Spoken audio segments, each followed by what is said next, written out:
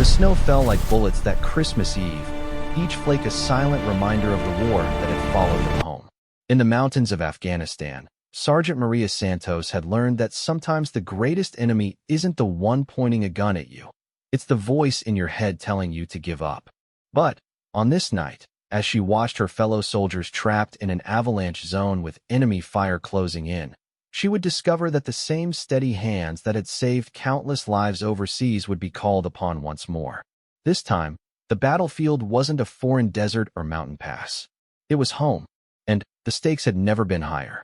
What happened next would test everything Maria thought she knew about courage, sacrifice, and what it truly means to serve. Because sometimes, the most important shot you'll ever take isn't the one that ends a war. It's the one that brings everyone home for Christmas. The bus wheezed to a stop outside the small Montana town of Cedar Falls, its brakes hissing like an old man's last breath. Maria Santos pressed her face against the cold window and watched the familiar main street emerge through the December fog. 3 years. 3 long years since she had seen this place, and everything looked exactly the same. The same weathered storefronts, the same crooked stop sign that the town council never bothered to fix, the same mountains rising like sleeping giants in the distance. She gathered her single duffel bag and stepped off the bus into air so crisp it made her lungs ache. The driver, an elderly man with kind eyes, nodded at her uniform. "Thank you for your service, miss." Maria managed a smile and a nod in return, but the words felt heavy in the space between them. Service. What did that word even mean anymore? The walk to her childhood home took 15 minutes, past houses where Christmas lights twinkled like earthbound stars. Each step on the familiar sidewalk brought back memories she had tried so hard to bury. The sound of her mother's voice calling her in for dinner. The way her father used to sit on the front porch, reading his newspaper and waving at every car that passed. The ghost of her younger self, racing her bicycle down these same streets without a care in the world. Her mother's house sat at the end of Maple Street, a modest 2-story with blue shutters and a wraparound porch. The Christmas decorations were already up, just like every year. Her mother had always been religious about Christmas, treating it like the most important day of the year. Even when money was tight, even when her father got sick, even when Maria left for the army right after high school. Some things never changed. The front door opened before Maria could knock. Carmen Santos stood there, older now, her black hair streaked with silver, but her smile was the same warm embrace it had always been. "Mija," she whispered, pulling her daughter close. "You're home." "I'm home, Mama," Maria said, and for the first time in months, she felt like she could breathe again. The house smelled like cinnamon and pine needles, like Christmas mornings and Sunday dinners. Maria's old room was exactly as she had left it, down to the faded posters on the walls and the stack of books on her nightstand. It felt like stepping into a museum of her former life, a girl who had dreams of college and adventure and who believed that good always triumphed over evil. That night, over dinner, her mother filled her in on 3 years of small-town news. Who had gotten married, who had moved away, who had come back. The conversation danced carefully around certain topics. Neither of them mentioned the letters Maria had stopped writing 6 months ago. Neither of them talked about the nightmares that had kept Maria awake for the past 2 years. Neither of them acknowledged the way Maria's hands shook slightly when she reached for her water glass. "Mrs. Henderson next door, she's been having trouble with her furnace," Carmen said, passing Maria a second helping of rice and beans. "And old Mr. Peterson, his roof started leaking again. I told him he should fix it before winter really sets in. But you know how stubborn he is." Maria nodded and smiled in all the right places, but part of her mind was elsewhere. In a compound outside Kandahar, where she had spent 18 months as a sniper, where she had learned to measure distance and heartbeats, and to make split-second decisions that meant the difference between life and death, where she had saved more lives than she could count, and taken more than she cared to remember. "There's been some excitement around here lately," Carmen continued, her voice carefully casual. "Some of the boys who came back from overseas, they've been getting together. Support group kind of thing. Miguel Rodriguez started it up after he got home last spring. They meet every Thursday at the community center." Maria's fork paused halfway to her mouth. "Miguel Rodriguez. She remembered him from high school, a quiet kid who played guitar in the school band. The idea of him leading anything seemed impossible. But then, again, war changed everyone. That's good, Mama. I'm glad they have that. You should go sometime. Might be nice to talk to people who understand. The words hung in the air between them, heavy with everything they weren't saying. Maria understood what her mother was trying to do, but the thought of sitting in a circle and sharing feelings made her stomach clench. Some things were better left buried. After dinner, Maria stepped out onto the front porch, needing air and space to think. The night was clear and cold, the kind of cold that made everything seem sharper and more real. Snow was coming. She could smell it in the air. Back in Afghanistan, weather had been a weapon, something to plan around and adapt to. Here, it was just weather. She was about to go back inside when she heard voices coming from the direction of Main Street. Loud voices, angry voices. Living in a combat zone for 3 years had trained her to recognize the difference between normal conversation and trouble brewing. This was definitely trouble. Maria walked toward the sound, her boots crunching softly on the frost-covered grass. As she got closer, she could make out individual voices and words. A group of men, arguing about something. She crept closer, using the shadows of the houses to stay hidden. Old habits died hard. Told you we shouldn't trust him, one voice was saying. Foreign money, foreign influence. This whole project is going to ruin this town. You're being paranoid, Dave, another voice replied. It's just a ski resort. It'll bring jobs, bring money. God knows we need both. Jobs for who? They'll bring in their own people, their own workers. What's left for us? Maria recognized the voices now. Dave Kowalski, who owned the hardware store. Jim Patterson, who ran the auto repair shop. Local guys, good guys, the kind of men who would give you the shirt off their backs if you needed it. But something had them worked up, and worked up men sometimes did stupid things. She was about to head back to the house when she heard a new voice join the conversation. Younger, with a slight accent. Gentlemen, please. I understand your concerns, but I assure you, this project will benefit everyone in Cedar Falls. Benefit you? Maybe. Dave's voice was getting louder. But what about us? What about our kids? The resort will create hundreds of jobs. Construction jobs, service jobs, management positions. Your children will have opportunities here they never had before. Opportunities to serve rich tourists from the city? No thank you. The argument was escalating, and Maria could hear it in their voices. The edge that said reasonable conversation was about to become something else. She had heard that same edge in the voices of men who were about to do something they would regret. In Afghanistan, she had learned to recognize the signs of violence before it erupted. The shift in tone, the way voices got harder and flatter, the silence that fell before the storm broke. She was debating whether to intervene when she heard footsteps approaching from behind her. Slow, careful footsteps that suggested someone else was also interested in this late-night conversation. Evening. A quiet voice said beside her. Maria spun around, her hand automatically moving to where her sidearm would be if she were carrying one. A man stepped out of the shadows, hands visible, clearly recognizing her combat-ready posture. Easy there, Sergeant.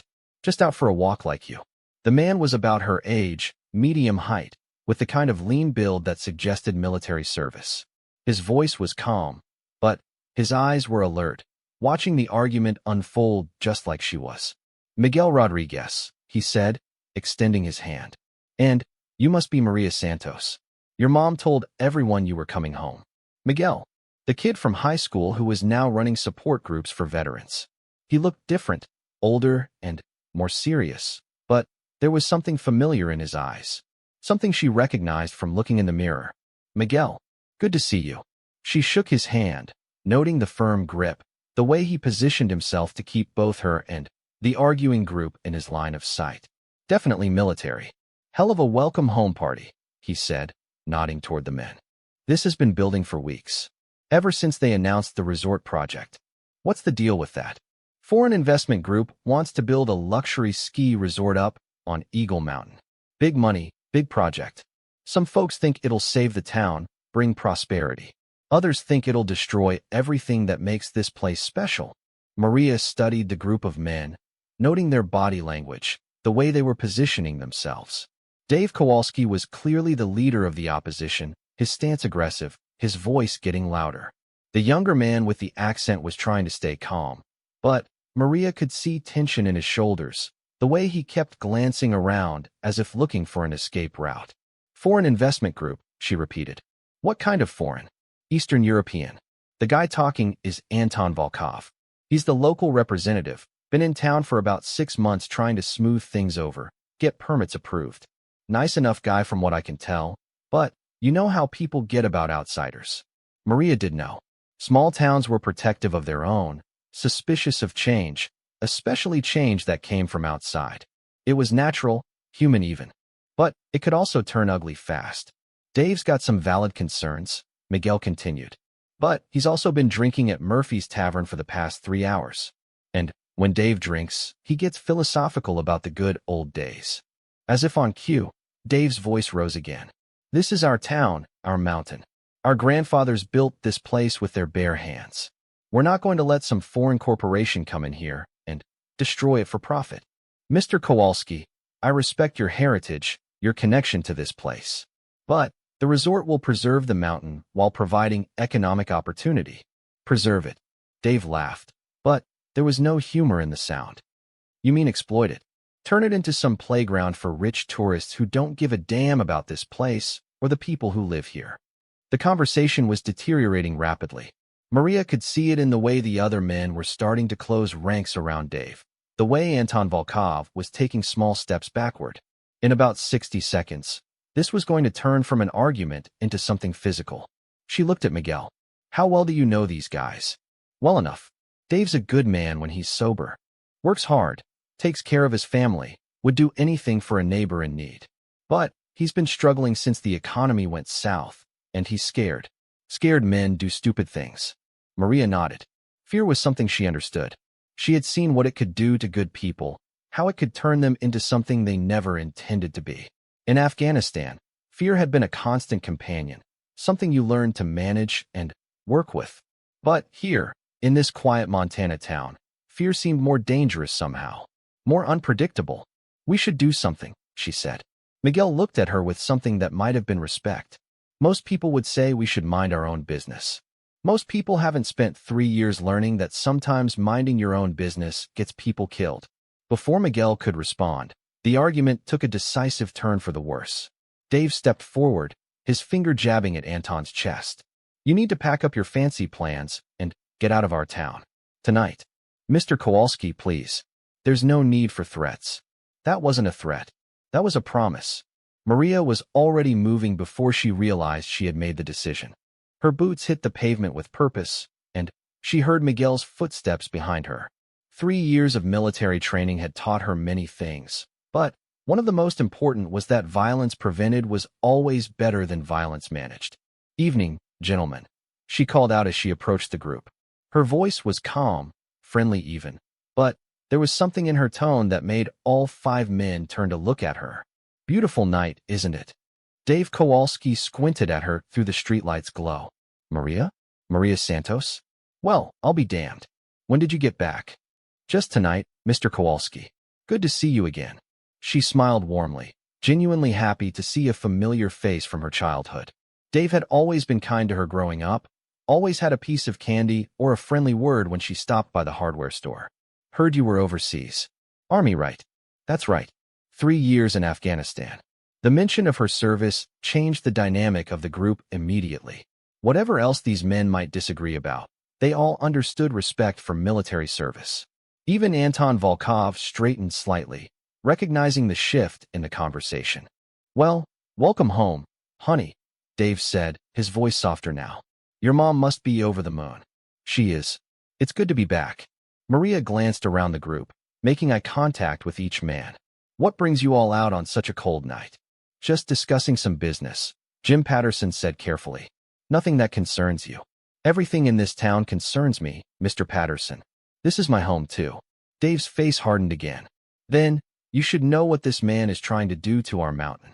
Maria turned to Anton Volkov, extending her hand. I don't think we've met. Maria Santos. Anton Volkov, he replied, shaking her hand gratefully.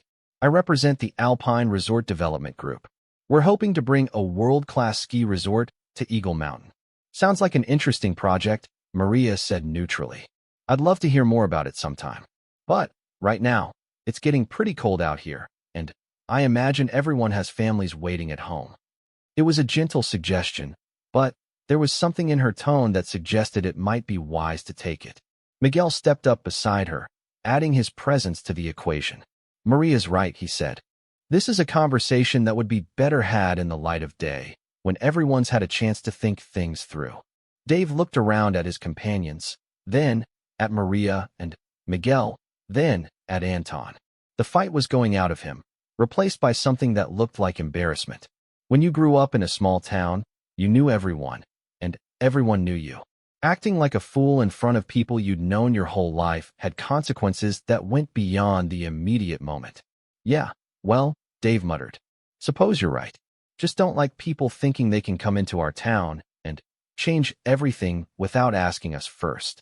I understand, Mr. Kowalski, Anton said carefully.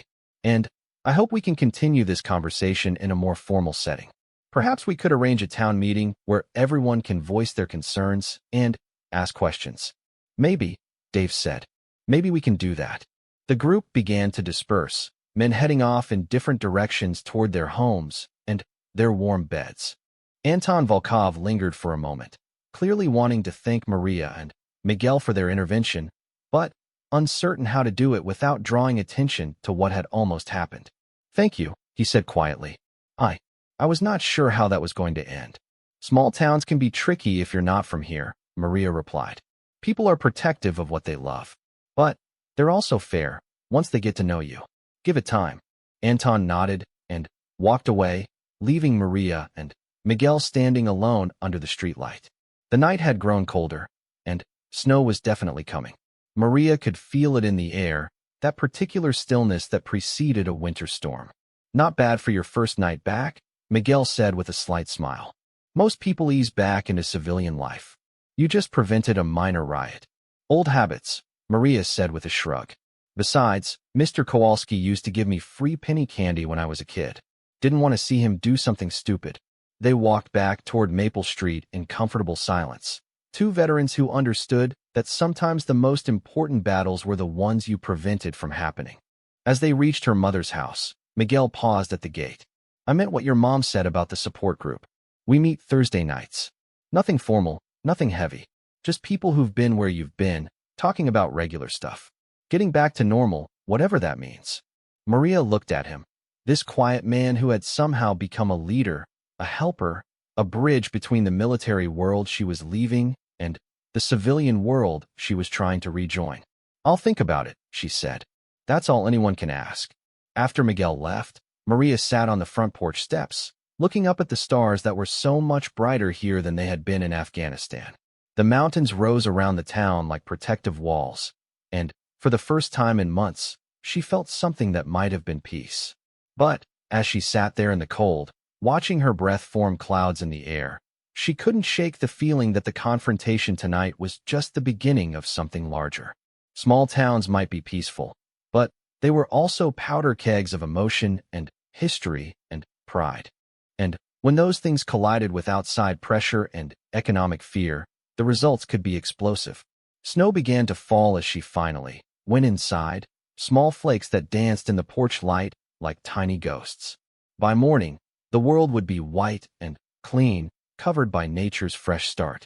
But Maria knew that snow could be deceptive. It might look pure and peaceful, but it could also hide dangers, create problems, make everything more complicated. She fell asleep that night to the sound of wind picking up outside her window, and for the first time in months, she didn't dream of desert compounds and enemy fire. Instead, she dreamed of mountains and snow and the feeling that somewhere in this quiet town, trouble was brewing like a storm on the horizon. Maria woke to the sound of her mother moving around in the kitchen below, the familiar rhythm of morning routine that had remained unchanged through 3 years of her absence. The smell of coffee and bacon drifted upstairs, and, for a moment, she could almost pretend she was 17 again, with nothing more complicated to worry about than a history test or whether Tommy Hendricks would ask her to the spring dance. The illusion shattered when she sat up and caught sight of herself in the dresser mirror. The woman looking back at her had seen too much, carried too much, knew too much about the darker corners of the world. Her hands were steady as she dressed, but there were scars on her knuckles and a watchfulness in her eyes that had never been there before.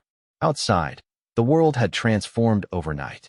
Snow covered everything in a pristine blanket of white, exactly as she had predicted. It was beautiful in the way that only a fresh snowfall could be, but Maria found herself automatically calculating sight lines and cover positions, old habits that refused to die. "Morning, Mija," Carmen called as Maria came downstairs. "Sleep well." Like a baby, Mama. It was a lie, but a kind one.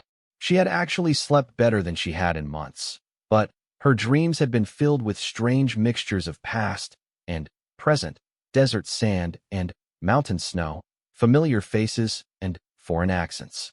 Over breakfast, Carmen filled her in on the day's plans. Mrs. Peterson called this morning. Her husband fell off a ladder yesterday trying to fix that roof leak.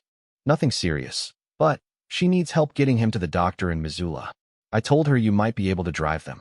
Of course, Maria said. The 3-hour round trip would give her something to focus on, something useful to do with her hands and her mind. And Miguel Rodriguez stopped by earlier. Left this for you. Carmen handed her a folded piece of paper.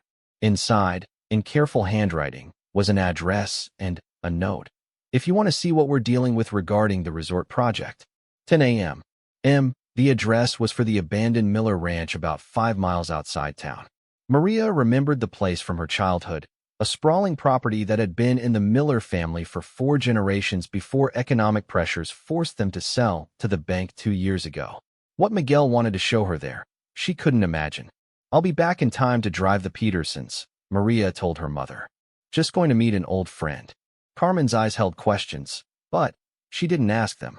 One of the things Maria had always loved about her mother was her ability to trust, to let people make their own decisions and their own mistakes. The drive to the Miller Ranch took her through some of the most beautiful country in Montana. Snow-covered fields stretched toward mountain peaks that looked like they had been carved from crystal and shadow. This was the landscape that had shaped her, that had taught her about space and distance and the way light could play tricks on your eyes. Skills that had served her well as a sniper, though she tried not to think about that connection. Miguel's truck was already parked near the ranch's main gate when she arrived. He was standing beside it, hands in his pockets, breath forming clouds in the cold air. The ranch buildings looked sad and abandoned in the morning light, like props from a movie set after all the actors had gone home. "Thanks for coming," he said as she got out of her truck. "I wasn't sure you would. You made it sound important. It might be, or it might be nothing. But I figured you should see this before you decide what you think about the resort project." They walked through the gate and up the snow-covered drive toward the main house. The building was a classic Montana ranch style, built to withstand harsh winters and house large families. With the windows boarded up and no smoke coming from the chimney, it looked like a corpse. "Anton Volkov bought this place last month," Miguel said as they walked. "Through a shell company. But the paperwork traces back to his development group. Officially, it's going to be part of the resort's expanded footprint. Makes sense. You'd need somewhere for workers to stay, equipment storage, that kind of thing. That's what I thought too. Until I started looking at the survey maps and the construction timeline." They rounded the corner of the main house, and Maria stopped walking. Spread out across the back 40 acres of the ranch was equipment that definitely wasn't for building a ski resort. Earth-moving machinery, yes, but also drilling equipment, geological survey gear, and several structures that looked suspiciously like temporary laboratory buildings. "What the hell is all this?" Miguel pulled a folded survey map from his jacket pocket. "According to public records, they're doing geological stability testing before construction begins, making sure the mountain can support a large resort complex." Maria studied the equipment more carefully. She had seen similar setups in Afghanistan, places where private contractors were testing for mineral deposits or oil reserves. This looked less like construction prep and more like full-scale geological exploration. "How do you know about this stuff?" she asked. 2 tours in Iraq with the Army Corps of Engineers. I've seen a lot of geological survey operations. This is way more intensive than what you'd need for a ski resort." They walked closer to the equipment, their boots crunching in the snow. Most of the machinery was covered with tarps and looked like it hadn't been used in several days, probably due to the weather. But Maria could see drill holes scattered across the field, marked with small flags that looked like a checkerboard from above. "There's more," Miguel said. He led her to one of the temporary buildings, a prefab structure that looked like it could be disassembled and moved quickly if necessary. Through a window that hadn't been properly covered, they could see inside.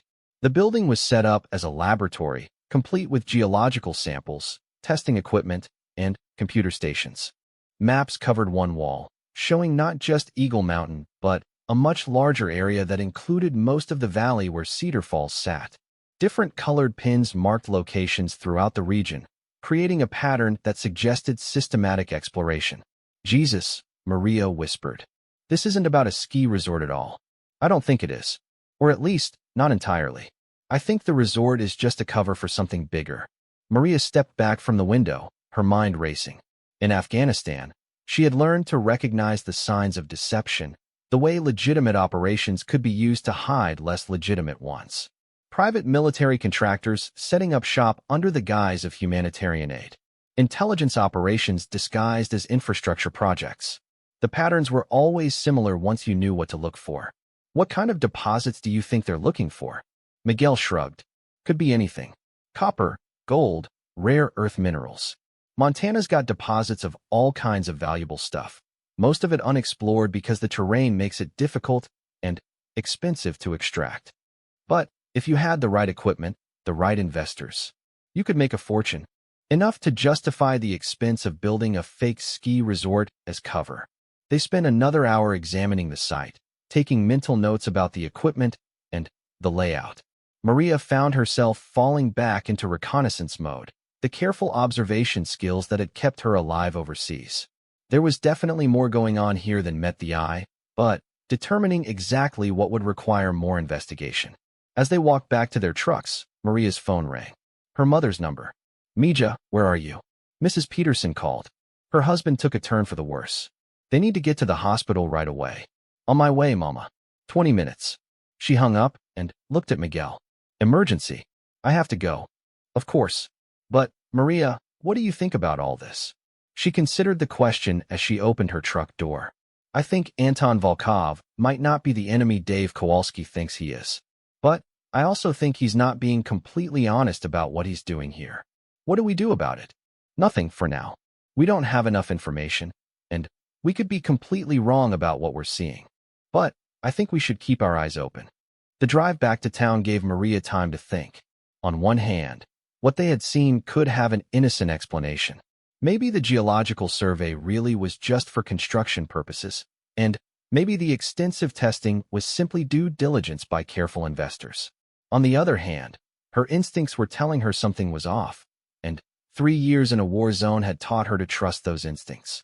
Mrs. Peterson was waiting on her front porch when Maria arrived, worry etched across her weathered face.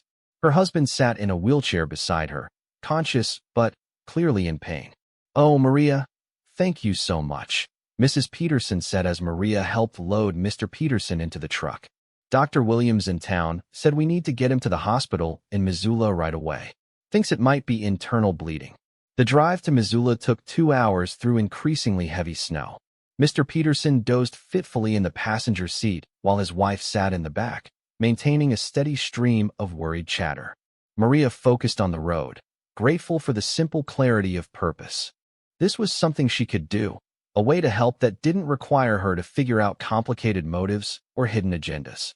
The hospital in Missoula was a modern facility that specialized in serving the rural communities of western Montana. Maria helped get Mr. Peterson checked in, then settled down with Mrs. Peterson in the waiting room while the doctors did their work. "You're a good girl, Maria," Mrs. Peterson said, patting her hand. "Always were. Your mother talks about you constantly, you know. So proud of you for serving your country." "Thank you, ma'am. Must be hard, coming back to such a quiet place after all the excitement." Maria smiled at the older woman's choice of words. Excitement wasn't exactly how she would have described her time in Afghanistan, but she understood what Mrs. Peterson meant. "It's an adjustment," she agreed. "Things have been changing around here while you were gone. Not all for the better, I'm afraid." People are scared about the future, about whether there'll be anything left for their children. The resort project? Mrs. Peterson nodded. Some folks think it's the answer to our prayers. Jobs, money, prosperity.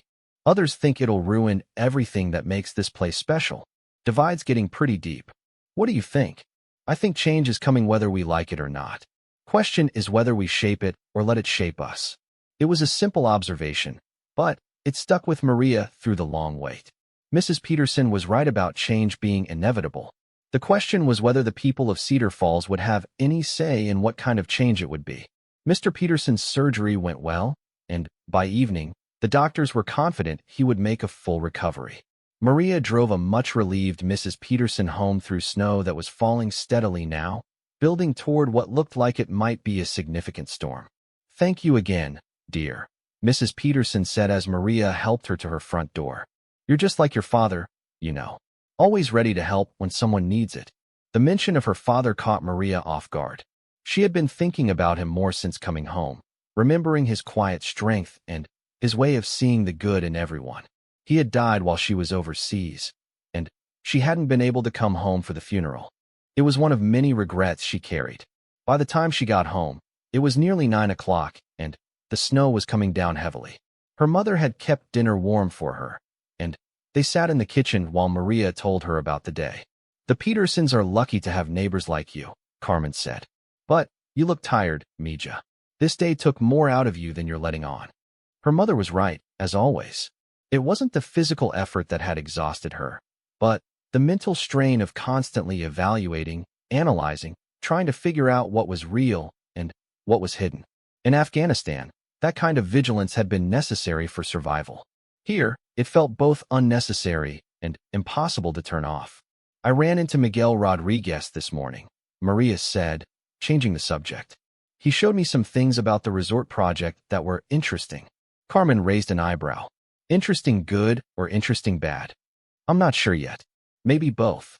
They were interrupted by a knock at the front door. Carmen frowned. Visitors after 9 o'clock were unusual in Cedar Falls, especially in a snowstorm. Maria followed her mother to the door, automatically positioning herself where she could see who was on the other side before the door opened. It was Anton Volkov, snow covering his coat and hat, looking cold and somewhat desperate. "Mrs. Santos, I'm sorry to bother you so late," he said. "But I was hoping I could speak with your daughter." Carmen looked at Maria, who nodded. "Come in," Carmen said. "You must be freezing." Anton stepped inside, stamping snow off his boots. "Thank you. I apologize for the intrusion, but I didn't know who else to turn to." "What's wrong?" Maria asked. "There was an incident tonight at the construction site. Someone vandalized several pieces of equipment. Expensive equipment. And they left a message." He pulled a folded piece of paper from his pocket. Maria took it and read the handwritten words, "Last warning. Get out or face the consequences." "Did you call the police?" Carmen asked. "Sheriff Morrison is snowed in Up County, dealing with some kind of emergency. Won't be back until tomorrow at the earliest. And, frankly, I'm not sure how much help he would be anyway. This feels personal, local." Maria studied the note. The handwriting was angry, unsteady, possibly written by someone who had been drinking. It reminded her of the tone in Dave Kowalski's voice the night before, but that didn't necessarily mean anything. Half the men in town had similar grievances. "What kind of equipment was damaged?" she asked. "Drilling equipment, mostly. And someone broke into one of our temporary buildings." Maria and Anton's eyes met, and she realized he knew that she had been at the site that morning. The question was whether he was angry about it or grateful that she might understand the situation better than most. "Mr. Volkov," she said carefully, "I think you and I need to have an honest conversation about what's really going on with your project." He nodded slowly. "Yes, I think we do. But not here, not tonight. Too many ears, too many people who might misunderstand. Tomorrow then. Somewhere private. There's a coffee shop in Missoula called The Daily Grind. Noon. I'll be there." After Anton left, Carmen turned to her daughter with concern in her eyes. "Maria, what are you getting yourself involved in?" "I'm not sure yet, Mama. But I think this town is about to face something bigger than anyone realizes. And I think I might be one of the few people who can help figure out what it is." Carmen sighed. Your father always said you had too much of his curiosity for your own good. Maybe. But sometimes curious people are the ones who prevent bad things from happening. That night, as Maria lay in bed listening to the wind howl outside her window, she thought about patterns and coincidences. A foreign,